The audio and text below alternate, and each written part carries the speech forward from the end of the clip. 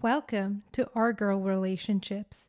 On this channel, we discuss day-to-day problems people face in their lives. Let's start with the video. I, 21 female, am engaged to my partner of 3 years, 23 male. At the start of our relationship, I was close with my sister, 20. A few years ago, she had a large falling out with my family. During this time, she ran away from home and was in an abusive relationship with a guy who was 24. She was just a few months away from turning 18 at this point. Her and I were still in contact at this point in case she needed help. She did come to stay at my house for a couple nights. During this time, she told my fiance that she used to have a crush on him when he and I first started dating. A few months after, he picked her up and took her to a park to try to talk to her and help her. My sister doesn't have any friends and has a personality disorder, making friendships hard to maintain. While they were at the park, my sister looked at my fiance and said, "You know, if you wanted to do anything, I wouldn't tell anyone." My fiance immediately took her home and told me what happened.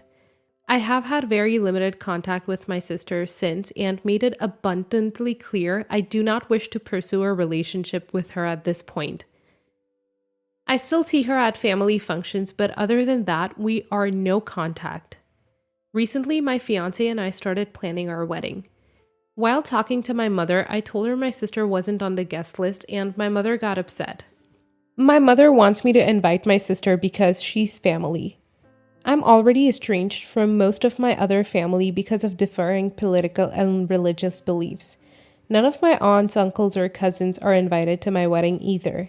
When I reiterated I didn't want her at my wedding despite her being my sister, my mother tried to question me about what happened and make it seem like a big misunderstanding. When that didn't work, she brought up my sister's personality disorder and tried to make it seem like my sister can't help it. Except I also have the same personality disorder. This is not the first time my mom has enabled her or tried to downplay stuff either. I told my mom that having a personality disorder doesn't excuse what my sister did, and I still want no contact with her and do not think she deserves to come to our wedding. I love my mom and have made it very clear that neither I nor my fiance want my sister at our wedding. We're paying for the wedding and my sister is not getting invited either way. However, other members of my family also think my fiance and I are wrong for not forgiving my sister and including her. So Reddit, am I the a-hole for not inviting my sister to my wedding after she propositioned my fiance? Edit to add, the park was my idea. I was at work when my sister texted me saying her boyfriend hit her again. I asked my fiance to get her so she was safe. He wasn't comfortable taking her to our house again, so I suggested the park. It was a large and busy park, so they were not alone or secluded when she propositioned him. Not the a-hole. Your mother is being an a-hole for not respecting your wishes.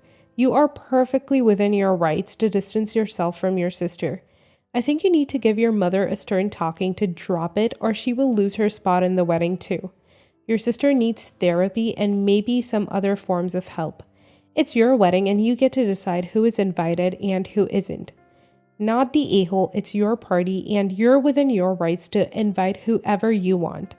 But your fiance's story doesn't make a ton of sense. Your troubled sister comes to stay with you, tells your fiance she had a crush on him. Then he's taking her out one-on-one to help? I don't know, that seems like extremely poor judgment. To be fair, I left out some details between her saying she had a thing for him and him taking her to the park. I was at work and had asked him to take her because she had messaged me saying her boyfriend had hit her again. He took her to the park because it was a public place and he was uncomfortable taking her to our house again.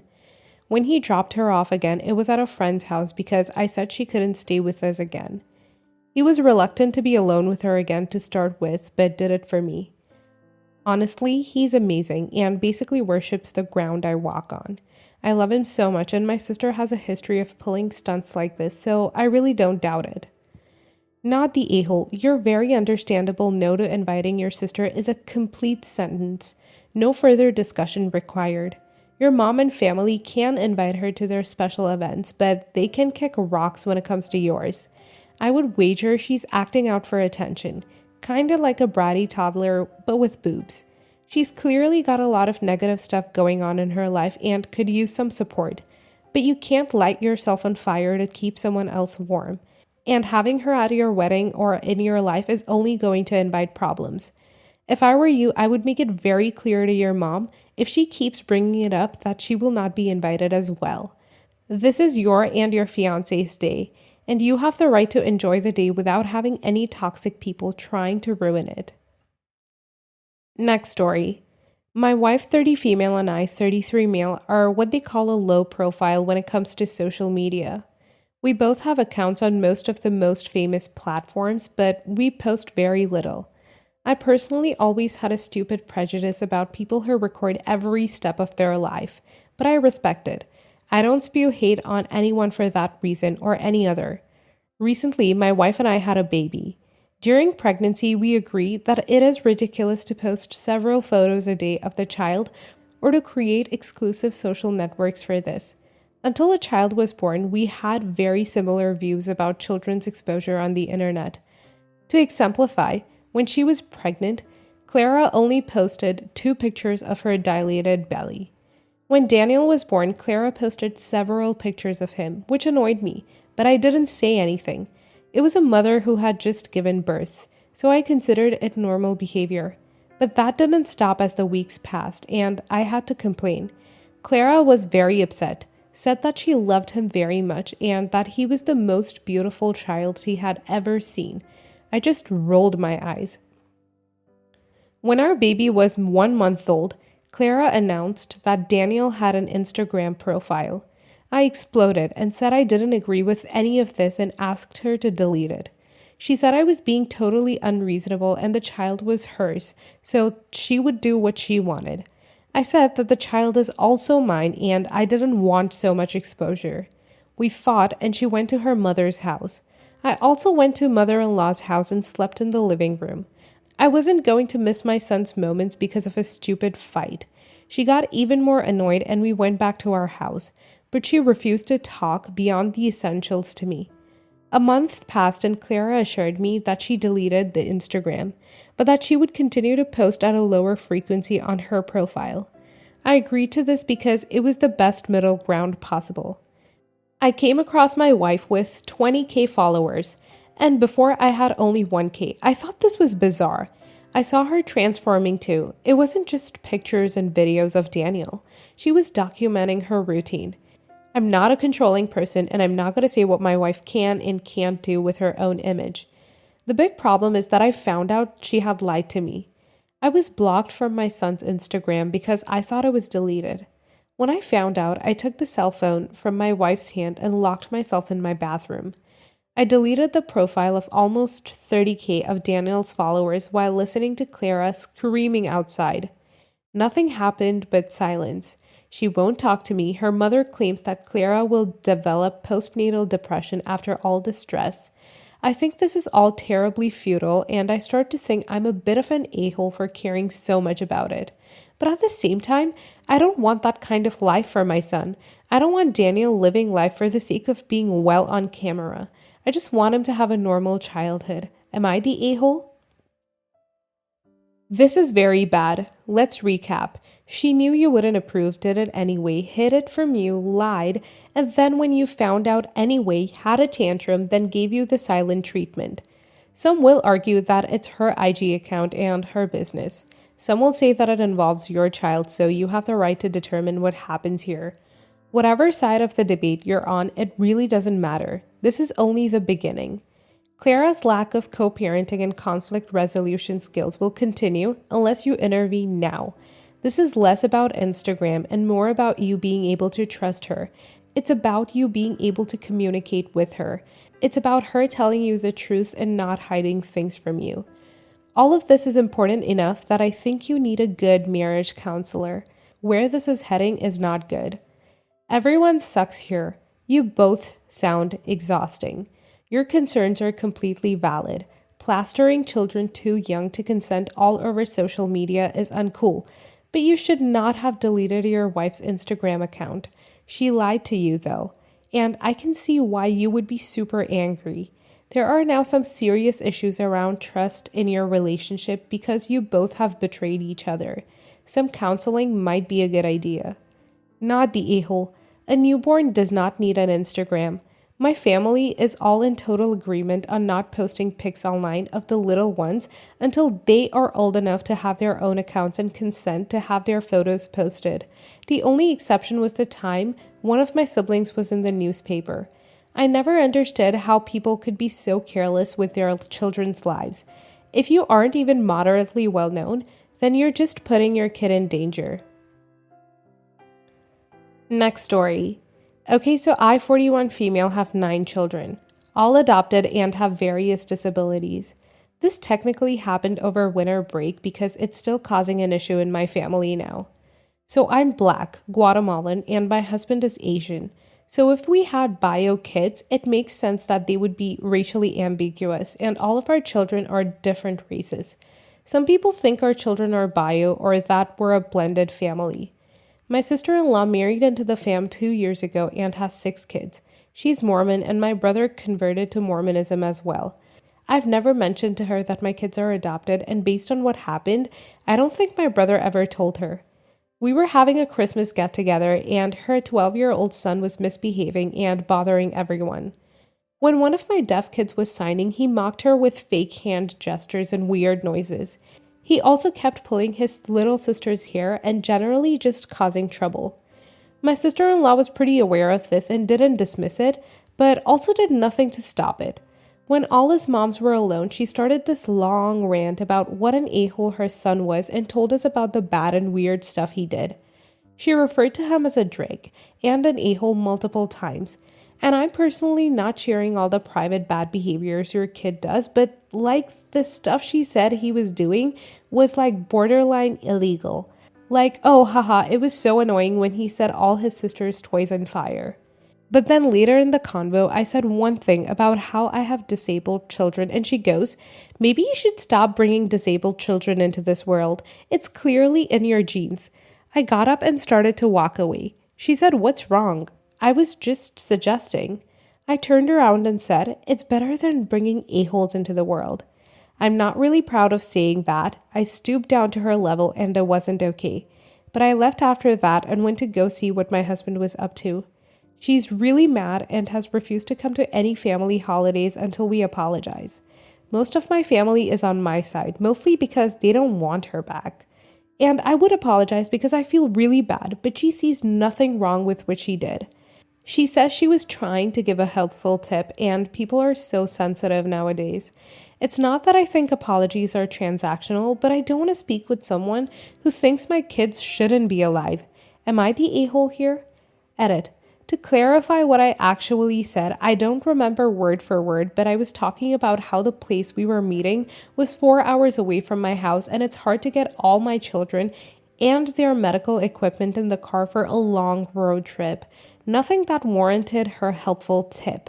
Also, if you want to know a vague description of their disabilities, I posted about it on the transplant sub. It's in my post history.